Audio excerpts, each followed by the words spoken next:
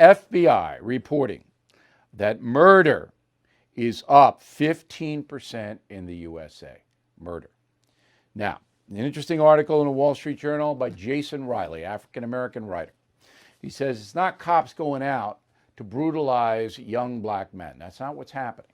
The reason that more young black men are shot by law enforcement in America is because there's more confrontation. So there's more violence in the young male African-American community. So the police have to be called to respond to that violence. Therefore, there's more killings. If you read Riley's column, it's based on logic, it's based on facts. I'm not African-American, so I'm going to let Jason handle that. However, there is no doubt that all across the country, the police are being demonized. But one organization wants to stop that. It is the Heritage Action for America organization. And joining us now from Washington is Jessica Anderson. She is vice president of the HAA. And she has, her organization, putting up billboards, pro-police billboards all over, actually in 3 large cities to start, Dallas, Atlanta, and New York. So Jessica, why are you doing this? Well, you just hit it on the head. The American people want safety and security. We want a clear vision on how to quell the violence and restore the peace. So these billboards have a very clear message that says you cannot have peace without the police. So for the hundreds of millions of Americans just like me who rely on the police to keep our neighborhoods safe, to respond when there's danger, it's been completely surreal this year to see politicians, pundits, the media declare that the real instigators of violence are the police and not gangs or rioters. And so we want to push back against that. And I think these billboards do it in a meaningful way at the most local level. All right, so the billboards read, "No police, no peace." That's going to be obviously by the far left considered a challenge to them. No justice, no peace. That's what they say. Now, your city, Washington, is out of control on the violence level, is it not? It is as well. We thought about putting one here in Washington, but we chose Times Square, we chose Dallas, we chose Atlanta because we looked at exactly the murder rates. Murders are up nearly 50% in New York. Murder rate in Atlanta is up nearly 150% since the protests have started. And Dallas, a place that, so many would consider safe and secure, it's on the way to hitting the highest murder rate in over a decade. And so these are the places that need law enforcement. And we want law enforcement to know that behind them stand millions of Americans that support them, want them to be allowed to do their job to keep us safe and secure. Why do you think the murder rate, the other crimes are staying pretty stagnant according to the FBI? Burglaries and robberies and muggings, and that's because there's not that many opportunities in the age of COVID, that a lot of people are not out on the streets, they're home, can't break into the homes as easy when people are home. That's why the crime rate hasn't risen in those areas. But why do you think that violent crime, particularly murder, is on the rise everywhere? Well, I think you're seeing society, nothing's happening really in a vacuum right now. You've got everyone frustrated that we're not back at school, that businesses aren't yet open.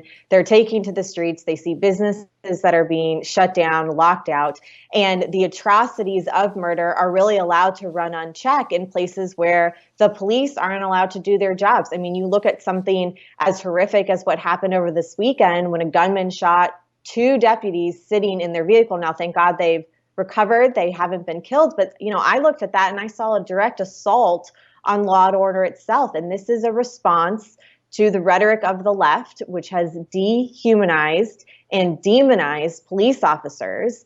And this is a dangerous trend for the United States to take when more and more leaders pretend that it's okay to riot, to burn buildings, to assault officers.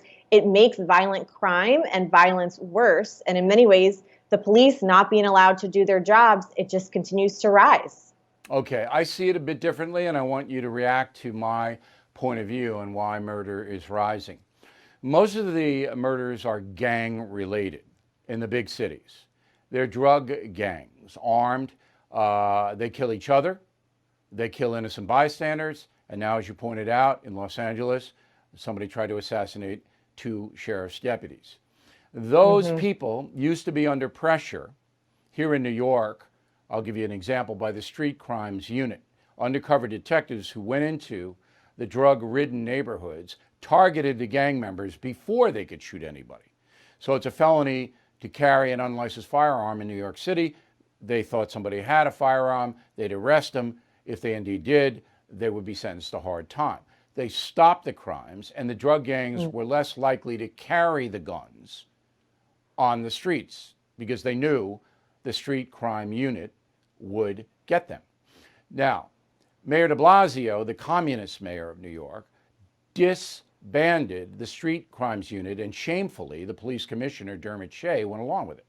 Since that time, there has been violence all over the city by these drug gangs. Chicago never controlled the drug gangs, ever. Rahm Emanuel for 8 years, now Lori Lightfoot. Forget it.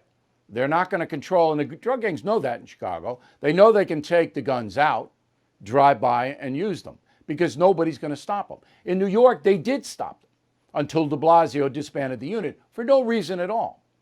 So now we have insane politics causing the rise in violent crime in our nation's cities. That's my analysis. And you say? I think we're saying similar things, which is that when police and law enforcement aren't allowed to do their job, people's lives are lost. And so your argument that they got, the police forces got to these violent offenders before they were actually violent goes back to the whole argument that we're making, which is that police should be allowed to keep our neighborhoods safe and secure and use any means to do that, whether it's precipitatory or it's actually on the ground as this violence is happening, and to quell it and to push back on it. And I think, this brings up a larger conversation that America is having. Do you redirect funds in the police departments? Do you reimagine or retool police forces? When I hear that, I hear examples of what you just described in New York, which basically limits the ability for officers to do their job, and they're spending more time batting cleanup as opposed to getting ahead of the curve when it comes to this violence. It's insane to cut police budgets, but that's what the far left wants. They don't believe criminals should be punished. They believe that it's society's fault that you join a drug gang and sell narcotics and shoot people. That's what they believe. Hey, Jessica, thanks very much. Let us know how your campaign goes, and if there's any resistance to it by the cities that you have the posters in. Thank you.